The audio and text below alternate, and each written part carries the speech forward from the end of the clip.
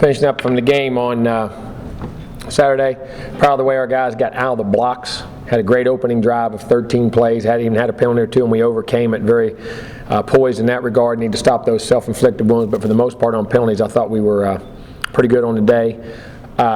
Did a better job there. Defensively, really liked the start we had. Created turnovers again, created field position, and the offense took that change in momentum and stuck them in the end zone and didn't waste the turnovers. Very proud of that. So I thought we were very good in the red zone on offense. Again, 2 weeks in a row, and then very good on third down, which is getting a lot of extra plays and get us at bats and getting the defense off the field. And our defense is doing a really good job on third down and getting off the field.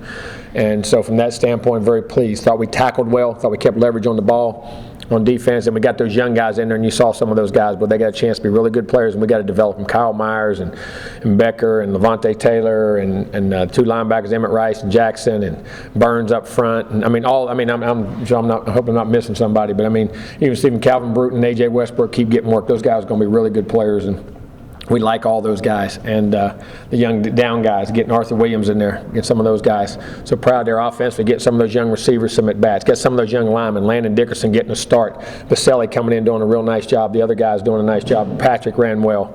I was very pleased with Amir Rasul and how he ran. Yeah, Ryan Green and Vickers had a couple really nice blocks and a couple nice plays on the, so we keep building our depth. The young tight ends, Kerr did a nice job, and just keep getting better and better, and we got a long ways to go. But very pleased in kicking game. We were talking about return game. We worked on it very hard in the offseason, got a punt return for a touchdown, doing a much better job at the line of scrimmage of giving the returner space, and then we got the lane set up.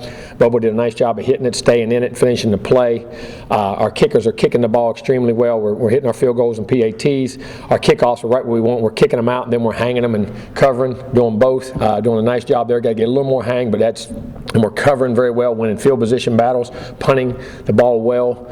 And then our coverage teams are doing a nice job. Got a lot of guys that we can mix and match in there. So very pleased. I mean, we're a long way from off. We have a huge development part of our team that we still have to get to where we got to get to so we can feel comfortable rotating guys in and out and keep them fresh throughout the season. Those young guys are coming along very nicely. Proud of that. We've got to learn to keep practicing. Last week we practiced okay. Didn't practice as well as we really wanted to, and we got to learn that demeanor and so we can play even better and create great habits on the practice field. And one thing I missed about last week, it was more of a almost endurance time just to kind of have to get them ready for what they were going to see instead of didn't have enough time to really work like a normal week and get better. I hated losing that week like that, but that's the way it is. So, we've got to get better this week in practice. Got a great team coming up in Louisville. They're very dynamic on both sides of the ball, playmakers, kicking game. I mean, extremely well coached. I mean, you go from A to Z. They're as good as there is around. So they do a great job. So we got to get better, get ready for the challenge, and get ready to roll. Questions? Derwin has a torn cartilage in his knee. Did not have any ACL, any structural damage whatsoever. He has some cartilage damage, which we'll go in and see, and his timeout will depend on how it's repaired. And it's not necessarily if it's torn or something, we have to jag it and cut it. It's actually a less time back. If they sew it, it'll be or tack it down or whatever they say they do. It could be more time. Just depend. We'll do whatever's best for him. It was just all was a piece of cartilage got flipped. And there was no structure or knee damage in any way, shape, or form. Don't know how long. That's all going to depend on surgery and everything on that. Matter of fact, he's over there right now. He's getting surgery today. Mm-hmm. That's got to be a huge blessing after waiting. Yeah, it was. I mean, it just for his sake, because it was such a weird. I mean, there was nothing to play. Wasn't guys diving into your legs or falling into your legs. He makes a great hit, knocks the guy out of bounds, and then when he just came down, it just that just popped the power and some when the guys are that strong. But for him, I was very happy. There was no structural damage or anything in that regard. At the time, I didn't think much of it. I just thought maybe he had a cramp or something because we couldn't tell during the game. And then they grabbed me afterwards and they weren't sure. But we went and did the MRI that night. We went and saw and made sure, and it was great. And hopefully we'll get that worked out and he'll be ready to go in some time.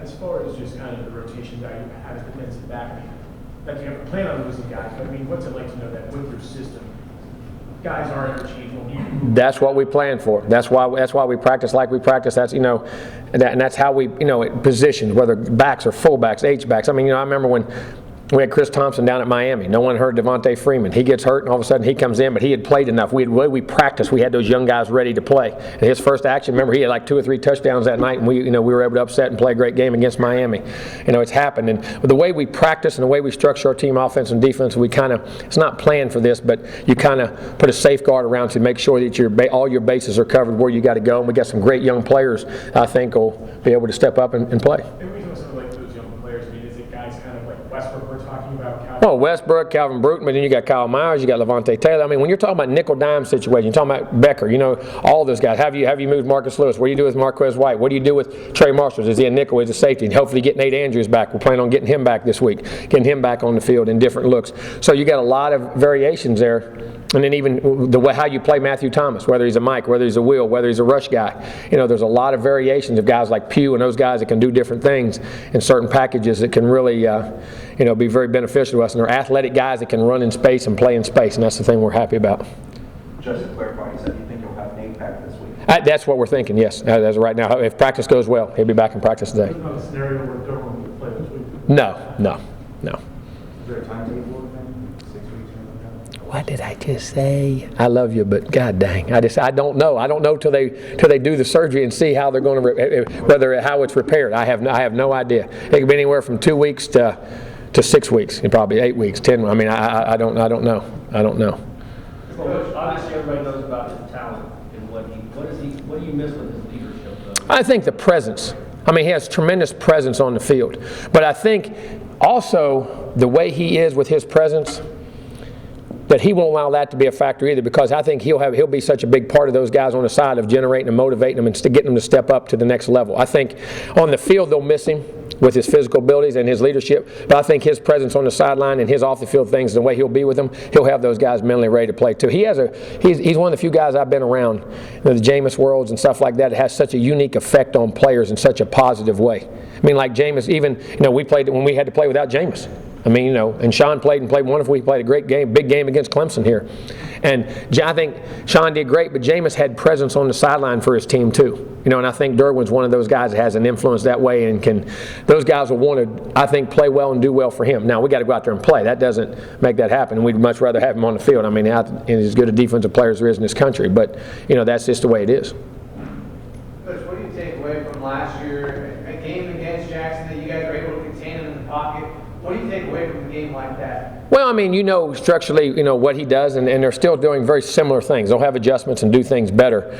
But, but he's progressed so much more as a player, in my opinion, with the poise and the leadership and just his passing skills and his reading. But, we've played against him, so we know what he's like, but that doesn't make it any easier. That guy's dynamic, man, in all phases of the world and how he plays. So we're going to have our hands full. We got to keep contained, but we got to pressure, and, we got to play Florida State football. We got to tackle in space, but then also, you slip up about that, and all of a sudden they're banging you up inside with inside runs and powers and stuff. So, I mean, we got to play a complete football game and be very disciplined. Have great eye control in this game.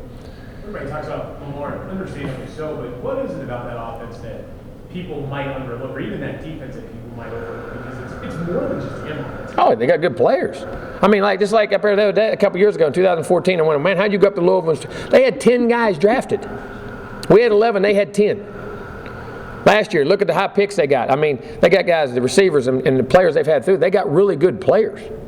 I mean, Josh Harvey Clemens and Wiggins and Fields and the big nose guard, the junior college guys, Hearns, who's a defensive end from right here in town in Lincoln, Kelsey at linebacker, the corners, the receivers quick, and the line, they got good line. Tight end can run and catch. The back's a good player. All 2 or 3 of the receivers, Staples, those guys are big guys.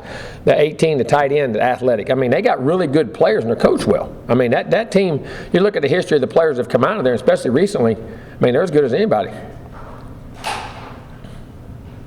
Did you like what you saw from DeAndre on tape, even on a short week? Yeah, pretty much so. I mean, he had a few mistakes here and there that we'll continue to clean up, and decisions and things like that. But I mean, I love the way he's progressing, very much so. What kind of players are AJ Westbrook and Calvin Bruton? How have you seen them develop at this point? I'm going to tell you what, very cerebral guys, very smart, learn very well, play in space well, tackle, understand the game. Understand the game a lot. And that's why there's a lot of versatility in places you can put them at. Yeah, we got good. I mean, we got some good backs. I mean, I love the way Jaquez run. You saw Amir come in and do good, but Ryan Green and Patrick didn't have as many chances on the run a couple times. But I'm pleased with their progress, the way they're catching the ball, running the ball. Vickers had some really nice blocks. Had a couple short yardage runs in there, was nice. Those guys are they're progressing very nicely. You talk about the depth and having all that. In the past, you talk so much about practice and habits. You see these younger our guys are starting to get those good practices? Well, we got to get there. We're not there as a team yet. We still, even if the varsity guys, I say varsity, the experienced guys, I still think the practice habits about how you really got to every play. I mean, the focus, the concentration, and you got to have it. And you got to play your way into it. You got to develop that identity, and you got to grind. There's no easy way to get ready for games. I haven't found it in 29 years. Like I say, Monday through Thursday, I'm miserable.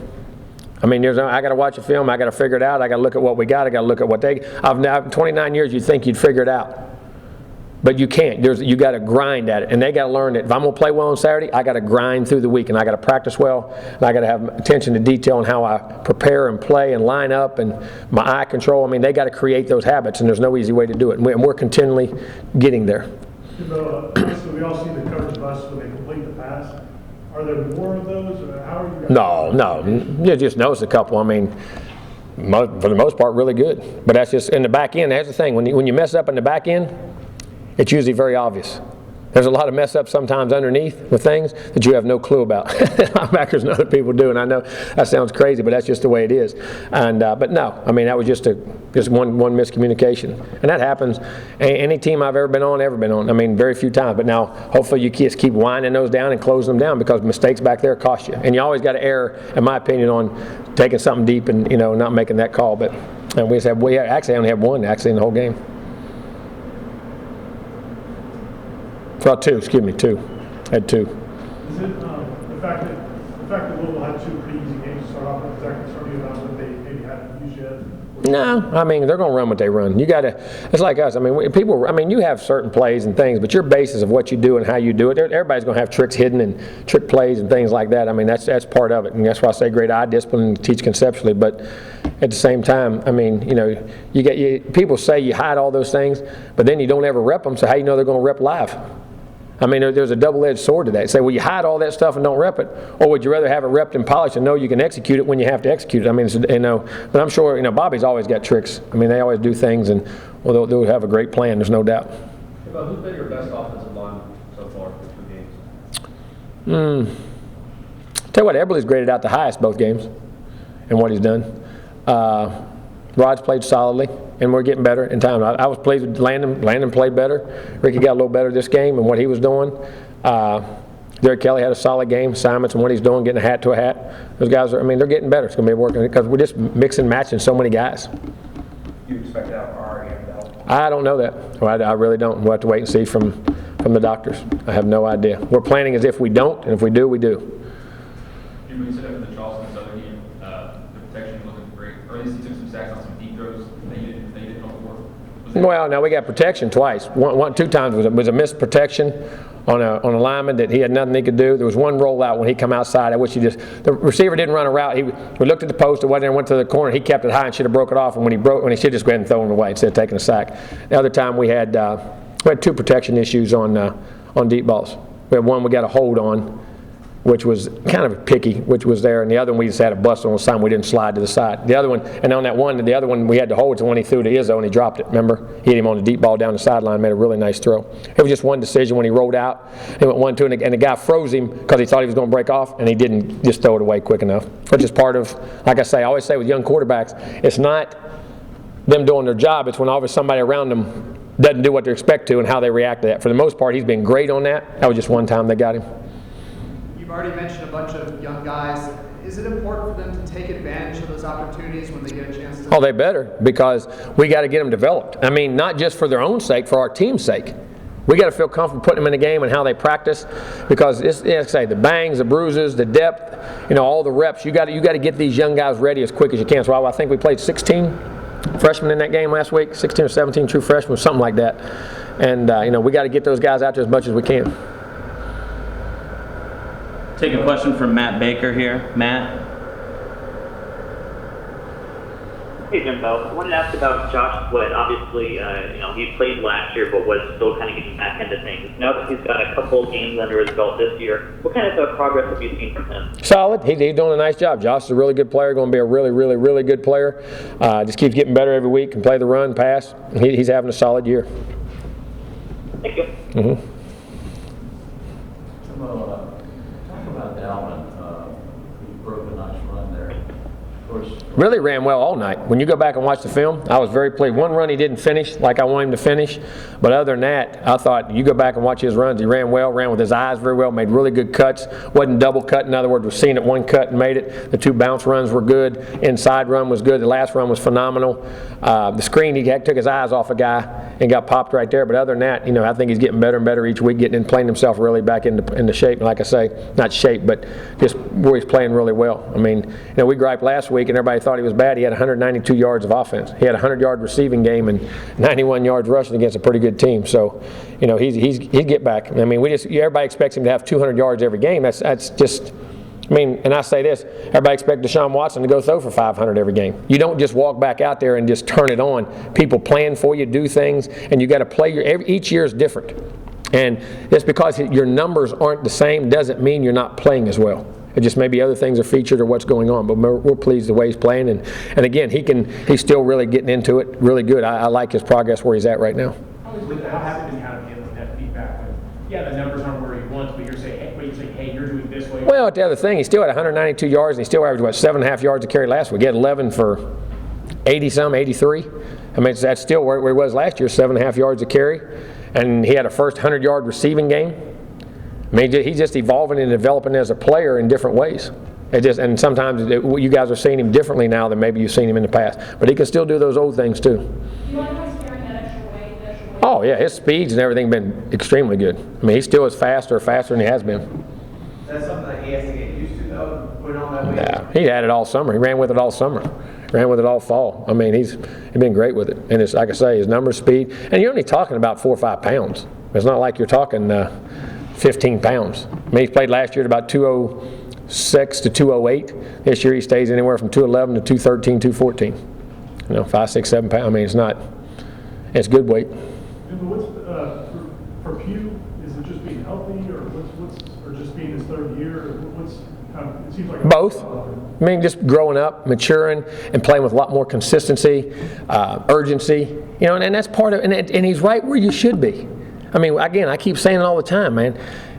A lot of your great players you ever had in this program in the history never played to their 3rd years when they were mature enough to play. And they usually didn't play great, a lot of them, until their 4th years. I mean, it's just maturity, depth, feeling comfortable with what we're doing on defense, and he's healthy again. That foot's good and playing good. But having him, what does that? Oh, I mean, you can drop him, you can rush him, create pack. You can have him and Sweat, or him sweating Burns and him sweating DeMarcus Walker. I mean, inside, outside. I mean, different things you can do with him. It's really good.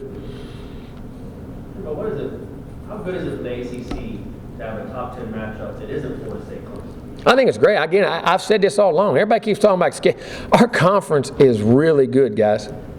I mean, a couple years ago when we had the 11, Louisville had they talking about the we had the most players of any division drafted in college football.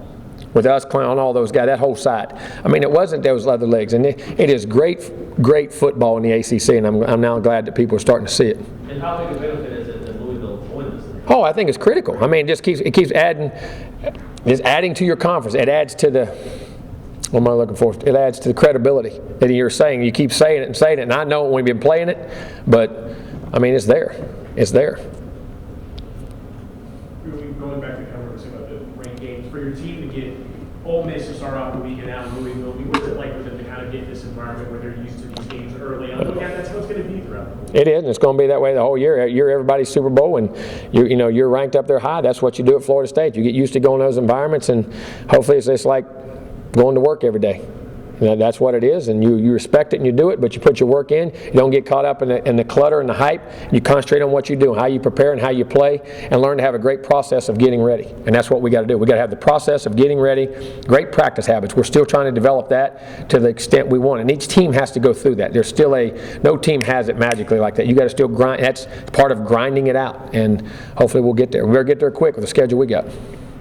Jimbo, a noon game, they just announced USF is also going to be a noon game. All these noon games in September, I mean, does that change from a conditioning perspective?